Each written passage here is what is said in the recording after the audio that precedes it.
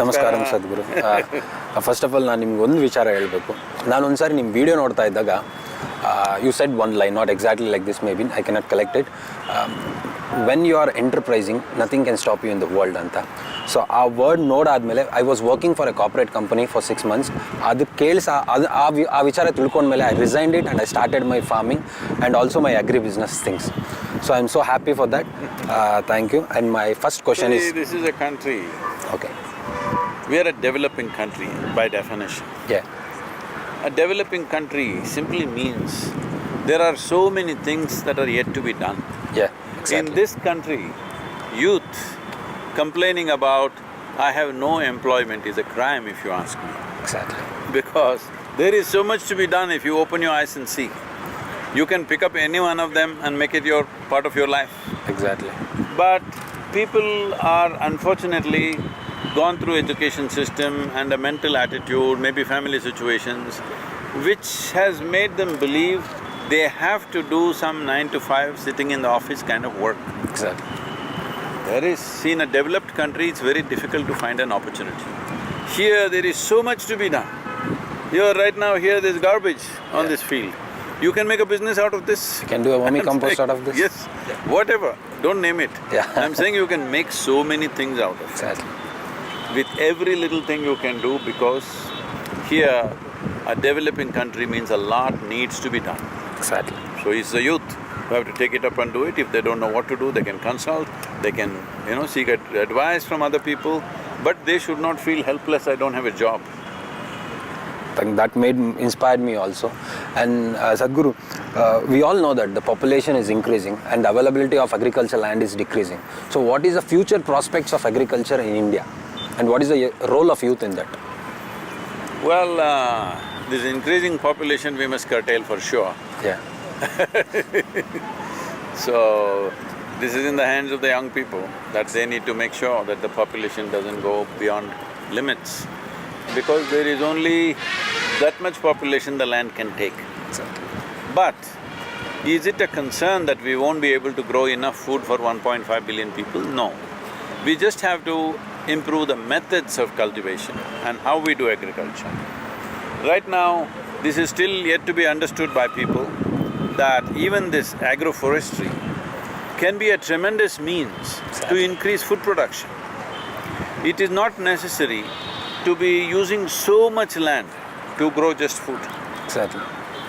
If you ask me, if you use one thing, substantial, improvement of soil quality, if we do that by increasing the organic content, and also bring in some scientific new methods which are there, if you bring in, with 1/3 of the land that we are using right now for agriculture, we can grow our food. And with 1/3 of the human resource involved, or 1/5 of the human resource involved, we can make all the food that we need for 1.5 billion people. I'm talking about 1.5 as 2030. Okay. We can produce that much food. Exactly. Yes, There is really no problem. The problem is, agriculture is a very unguided missile. Okay? Exactly. When I say unguided missile, there is no one guidance to it, there is no understanding of it.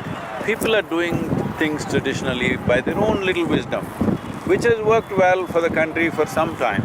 But now if you want to take really forward strides in revolutionizing agricultural process, if you want to revolutionize Indian farmers' life as such, then it's very important that one thing is enrich the soil, which is the vital thing, and the next thing is to bring modern methodologies through which there is enough technology, there is enough science in our agricultural universities. Exactly. Right here, I'm a product of GKVK, Gandhi Krishi Vignana Kendra. The GKVK is there.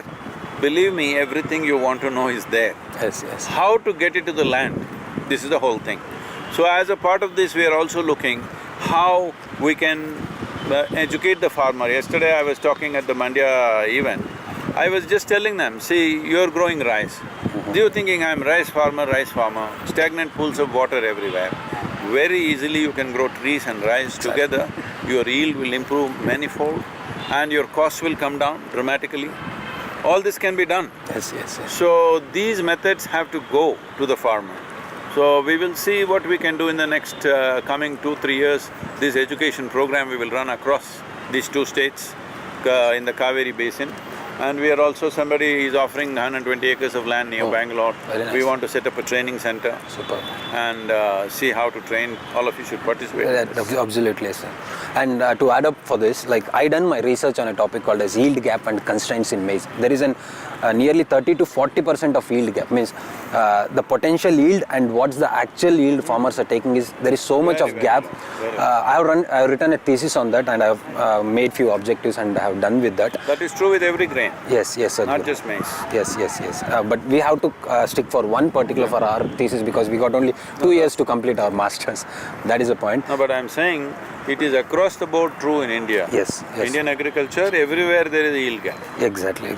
To add on, like you were telling to go for agroforestry. I am doing this agroforestry in my own The problem farm. with me is I'm not trying to earn a PhD. So I simply say it in people's face so they don't like it. Nothing like Sadhguru, I am accepting it. We've done a masters in agriculture. That means it what you are speaking is science, not like some other things. It's absolutely science. Sadhguru, I am following this agroforestry. Where we are, I have planted few tamarind and jamun plants. They are 3 years old plants, saplings. From down the line, 3 years down the line, I will be earning minimum 10 lakhs from 5 acres of piece of land with my vegetable production because I gave a distance of 15 feet from plant to plant and 20 feet from row to row. In between, I am going for a tomato and after tomato, I go for carrot and all. So this is an lucrative business to go for agroforestry. Yes. And my next... And it's not rocket science. Yes. Just need some sensible approach. Yes, sir. And Sadhguru, like from last few decades, like 3 or 4 decades, there is we talk like there is overuse of chemical fertilizers and pesticides. But the fact is that our agriculture universities has recommended farmers to use so much of fertilizers and pesticides. But now we are blaming or pointing out that the soil is salty and all. How correct it is, or what is your opinion on this, Sadhguru? See, I was in Russia. There is a very major phosphate mines there. They wanted to take me there, but somehow due to schedules I couldn't make it. Okay. So the owners of this were really big magnets of phosphate. It's one of the biggest phosphate mines in the world. Since it's very interesting to see a phosphate mine, they were just dug into the mountain. So they were saying, see, in India you are not using enough fertilizer. Okay. I said, see, if we are putting natural phosphate into the land, it's all right to some extent. Okay. But if you use salts minus the organic content, then you're completely destroying the land. Because essentially the wealth of the soil is in its microorganisms. Yes. And as I've repeatedly said everywhere, southern India has a fortune that 1 teaspoonful of soil, if you take, there are anywhere between 10,000 to 50,000 species of microbes. Oh my God, yeah. And in 1 teaspoonful, there are more microbes than the number of people on this planet. Oh. So it's a phenomenal soil.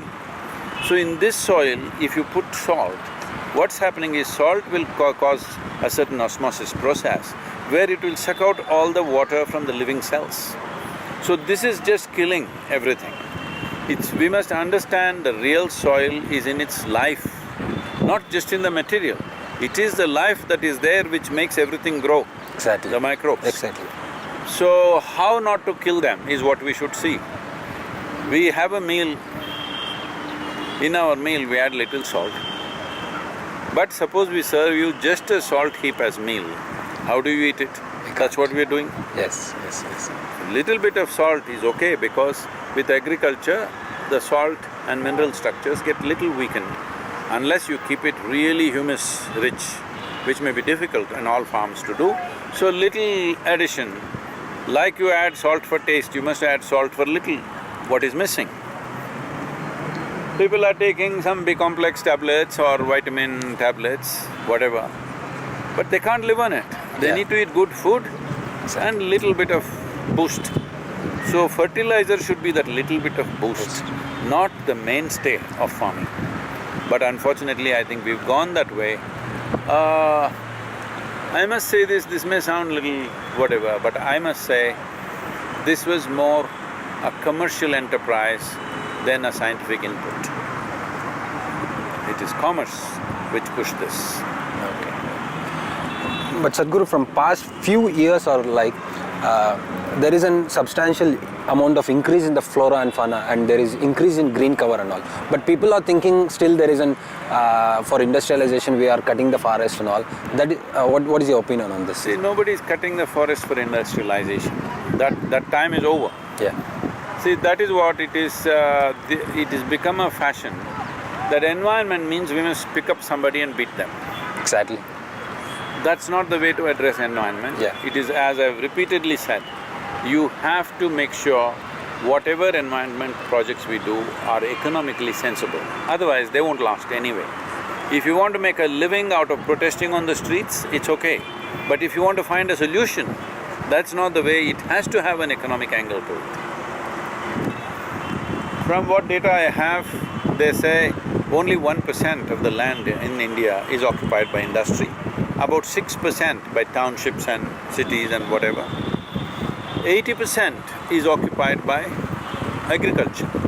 So that's where we need to make the change, because 80% of the land is there. Rest of it, part of it is in the government hands, forests, this and that, but 80% is in the hands of agriculturists or farmers. That is where we need to bring about the change if we really want to see some genuine change. Yes, Sadhguru. And my one more question, like every time Raita andid takshana ayyo papa, badwa, sympathy, iದೇ ಥರ ನೋಡ್ತಾರೆ, and everyone try to use his name like either the political parties or any other, but no one comes with an precise solution. So ಇದು ಮಾಡಿದ್ರೆ ರೈತರಿಗೆ benefit ಆಗುತ್ತೆ, ಇದು ಮಾಡೋದ್ರಿಂದ ರೈತರಿಗೆ help ಆಗುತ್ತೆ, ಎಕಾನಮಿ ಪ್ಲಾನ್ ವರ್ಕೌಟ್ ಆಗುತ್ತೆ, like what you're doing now. A farmer is not a beggar, he doesn't want to be a beggar. He doesn't need doles. Because he's in desperate condition, he may ask sometimes.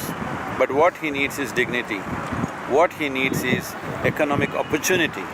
What he needs is a lucrative way of doing farming. So that's what we need to give him. He's not a beggar to come and beg from the government or from anybody. Unfortunately, we've pushed him to that level. Exactly. And my other question is like, Sadhguru, like my personal question, this one is like, I was a common man before entering into reality show. Now you become what? No. Not like that, in terms of like people recognize me and show much of love, or they adore me, something like that. Okay, but 5 to 10% of people will be commenting or trying to pull our legs. How to handle this? Don't have to handle them, huh? They don't have a grip on your legs. Okay.